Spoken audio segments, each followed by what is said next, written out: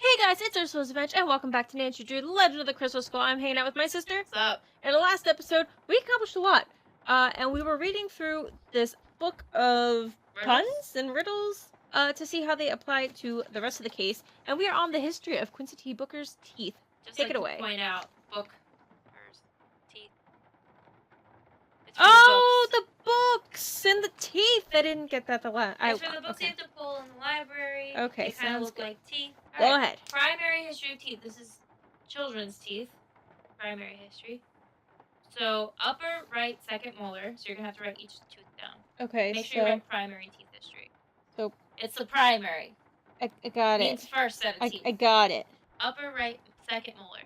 I wonder if it's upper right being the patient's right or the doctor's right. Probably the patient's right? I think so. Upper right, central incisor. Upper left, central incisor.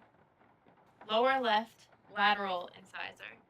Okay, now we're at permanent teeth history. Lower right canine.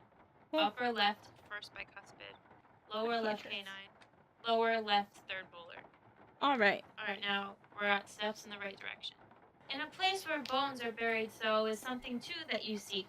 Start where Charlie Wicker sleeps. Tread lightly on ground that sinks and seeps. Charlie will give you directions, but count on my shovel to find the way. When you find the place, a monumental task awaits. Alright, so we need a shovel. We need a shovel, and we gotta go to Charlie. Okay, the key to the statues are key.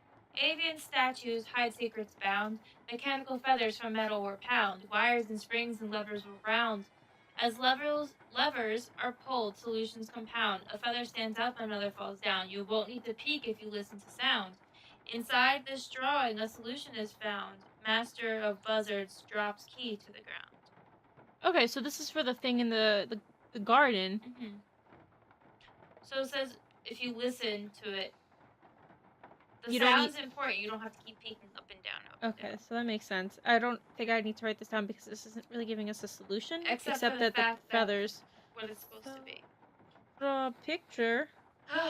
Plentiful pirates and nautical nonsense. I think this is the last one. Fairly sure. Alright, so let's read it first.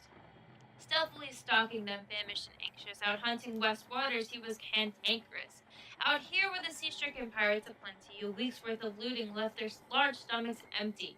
Down to the port we'll plunder some dinner, but the truth is that these pirates could have been thinner. Their villainous vessel was bogged down by booty. They would drop off the treasure and away they'd be scooting. They would foul up the village and make a great mess. Down to the mangroves they surely digress. Ah, it's a beastie, swim for your lives. A calm sea's treachery left a surprise. A long-legged beastie whose eyes were aglow had spotted some treasure in the hole down below, and his curious nature could not let it go, so he tore down the hole and alarmed where the pirates he started to That part doesn't rhyme. Down the structures inside it. His nautical naughtiness knocked down the ship. These petrified pirates were muddled and miffed. So they fired their guns at their grand octopus at one leg, at two legs, at left leg, then six. But the creature continued with two other arms in northwestern water. Wailed in alarm. Wailed in with alarm. The pirates abandoned this nautical nonsense and swam right to the shore with their rather large haunches. But goggles of gunmen got left getting gobbled. The creature was angry. In its own ink it bobbled. So down dove the octopus right to his den. He spit out their bones and fashioned a fence, and each treasure, of course, he had not left behind. He befriended all these baubles in very short time, and long lived this octopus hidden away, but his fate fell quite quickly on one fateful day. Does this have something to do with the thing that the eyeballs are in? The eyeballs, I think. It's gonna show you, like, the direction, because I see, like, lots of left and right and down and up. Oh, okay. Should we... And it looks like 23 through 20... There's 25 eyeballs, so it looks like instructions 23, 24, and 25 are on this page. Oh, okay, yeah. So let's just quickly write this down. Okay, west. Left. Yeah. That's only two, though. I guess this is why they numbered the pages, so that you can come back for them. 6 and 7 is down. What if, like, two words come together and spell the right word? Like this, right here, south. It's not out, it's south. And this one's also south. S-O-U-T-H for anxious out I hunting. think we're looking for east. Sea-stricken east. There you go. Alright, so let's try this again. So it's actually south, west, south, east, left. And then down, down.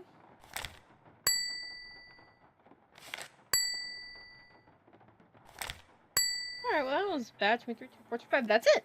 Alright, well, we have all of those done. Oh. Skeleton guys. Bruno, the usual good time. Was had by all your friend. Oh. Bruno, as usual, good time was had by all your friend and fellow Jolly Roger Gilbert. Mr. Gilbert's a Jolly Roger. Skeleton dude. The red ascot. Yeah, this guy is a pack leader. That's the one we saw. And the one that was in the box was blue, right? Purple, maybe? Well, the other guys are blue. Alright, then yeah. Which explains the meetings in this thingy thing. On this day, November 8th, 1952, the Jolly Roger crew of New Orleans hereby invites Dr. Bruno Bolet to join its hallowed ranks.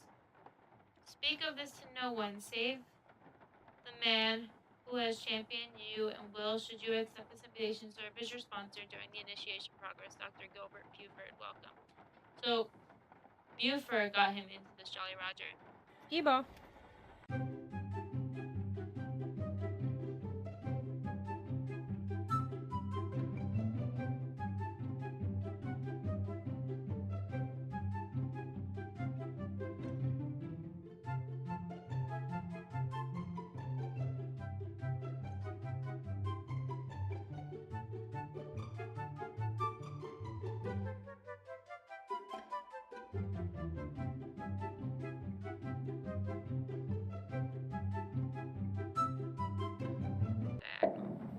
Ah! No, that'll... No!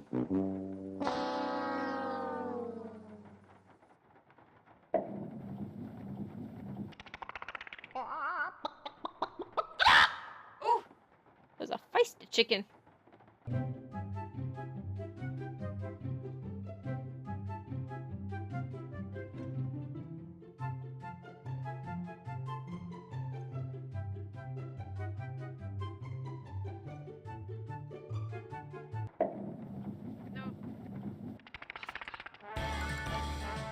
How did he rig it to have this music? I like this movie. Where's our egg? Where's my egg? I don't think you get the egg. Where's my egg? You get one. I I think you had want to do the eyes first. Oh god, you're doing this again, aren't you?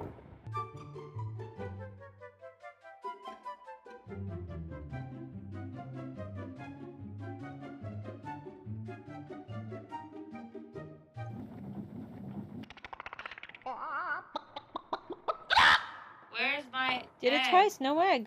I- It's gonna be okay. Now Is it go use though? that coin in the Is it really though? in the gumball machine. Gumball machine, dude. Gumball machine. Don't eat this one, Nancy. Nancy, please don't eat this one. Disgusting. And now, the moment you've all been waiting for. Drum roll. Here, Iggy, Iggy, Iggy. All right. What are we dressing you like? Definitely not a clown. What Messenger can I bag? Oh, maybe we gotta dress them as a mailman to go bring us a letter. That's what we're going to do. Because nothing else would look more adorable than an iguana and What's a tie. OG? Oh, Optometrist, maybe. He'll bring us an egg with the glasses Does it and need the. to be 3 things? I guess the Oh optometrist yeah, is just he's 2. got 3 things. Hey, buddy. Don't come back empty-handed. Thank you. Dear Dr. Bolet, I've completed my review of the data gleaned from the tests I ran last Tuesday on the crystalline replica of the human skull which you and Miss Amand brought in. Oh, so she knows about it. What follows is a simple answer regarding its authenticity, which the two of you requested. My analysis showed that the skull, while made of remarkably pure crystal, was carved using modern instruments. In layman's terms, the skull is the fake. Again, thank you for allowing my lab research technology to serve you. So he had a heart attack because his skull was fake. Yep. Aw. Buddy. Unless it was a lie. Bold-faced lie. Bold face liar. Do we have a phone number to call Mr. Milo? Authenticator, yes, That we do. Yeah? Is this Milo Research and Technology? This is Chaz, Milo. Service forwarded your call to my cell. What do you want? Dang. You all right? I'm at the gym. On the treadmill. It's called multitasking. Well, about the letter you sent to Dr. Bolet, you know, where you told him the skull was a fake, I was just wondering... I never told him that. Never told him what? I told him that skull was authentic. No, you said in the letter the skull was carved using modern instruments. I said all the tests I ran proved the skull had been hand-carved and hand-polished. Probably took decades to make. But the letter Dr. Bolet got said just the opposite. Then the letter he got must not have been the letter that I wrote.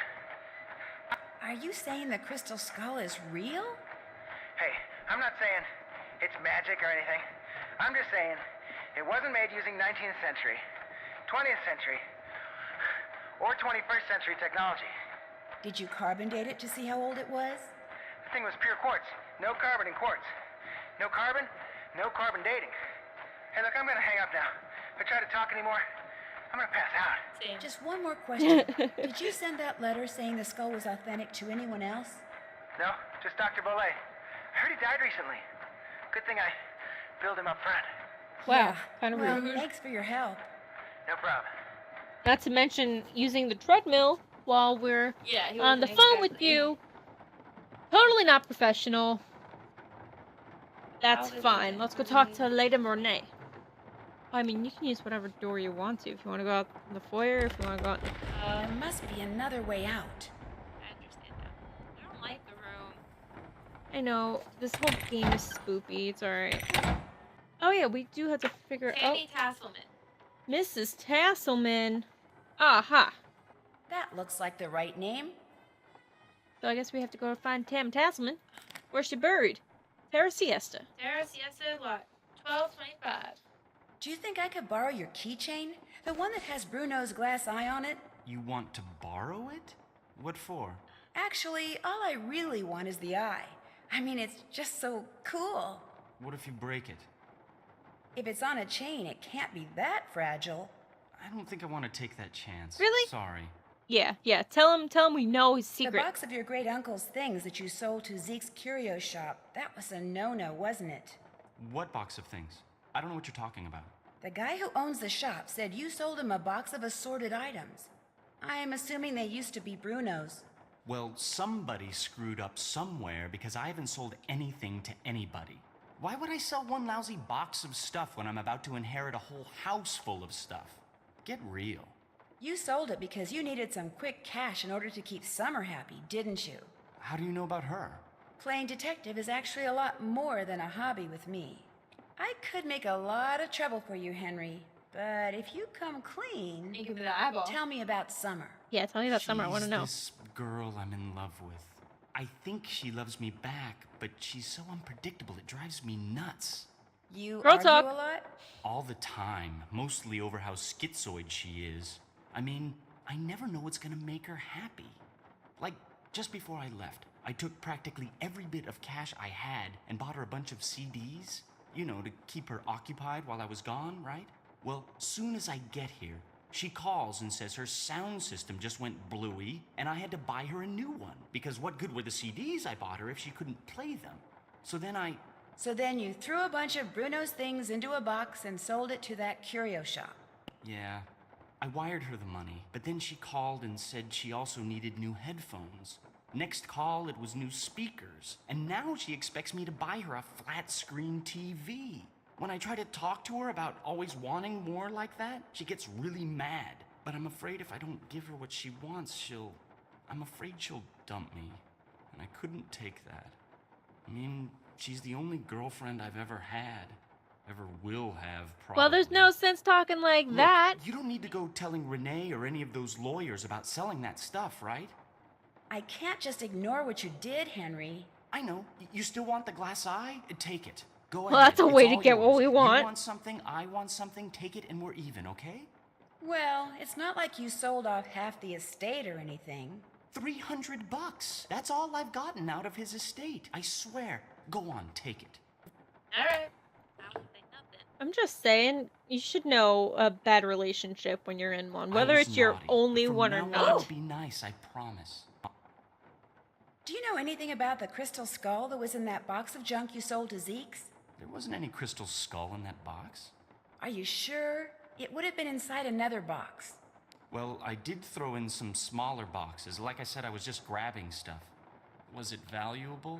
Kinda. All I really know for sure right now is that it's missing. Great. Be just my luck to have sold something that wasn't junk to that glorified trash collector. I'll check back with you later. Awesome. That shovel over there with the interesting handle, do you think I could borrow it? Dr. Bolet took great interest in that shovel. Don't know why. He never used it. Just like to see it hanging there. Me, I use it to dig up roots. Oh, I could dig you up some roots. Is that a dig? I could dig you up some roots. I think that she means, like, let me You borrow mean, it and I'll tree do roots? some favors for you. No, I mean roots like tannus, black cohosh, valerian. Roots that in the right hands are very special, very powerful. However, right now I need mushrooms. I was hoping to get 'em picked tonight, but from the looks of all this potting I still have to do, What do you need mushrooms for?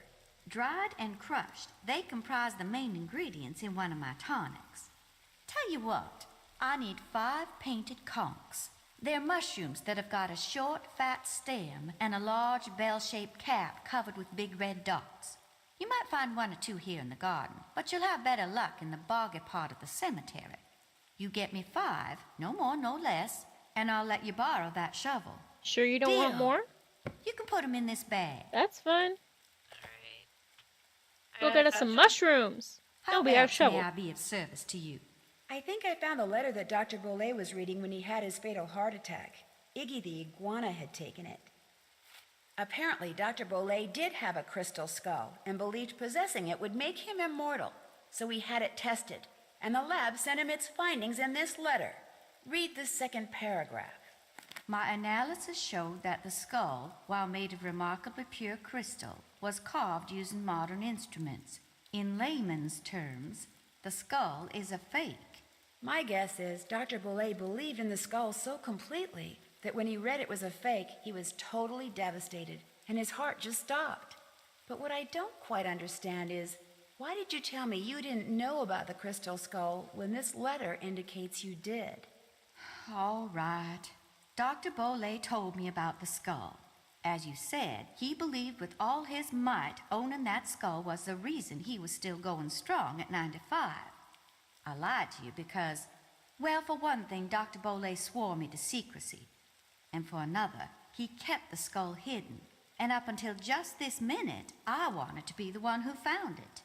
What made Dr. Bolet decide to have the skull authenticated? Getting the skull tested was my idea.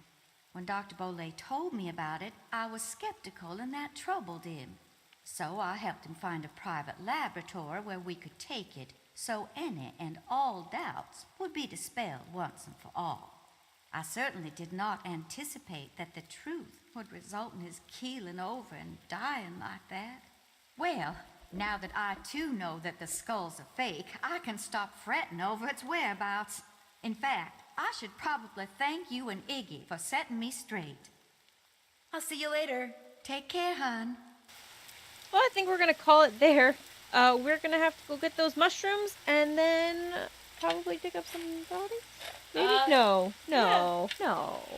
Anyways, we will see you guys next time. If you enjoyed this episode, make sure to leave a like and to subscribe to see the continuation, and we will see you guys next time. Bye!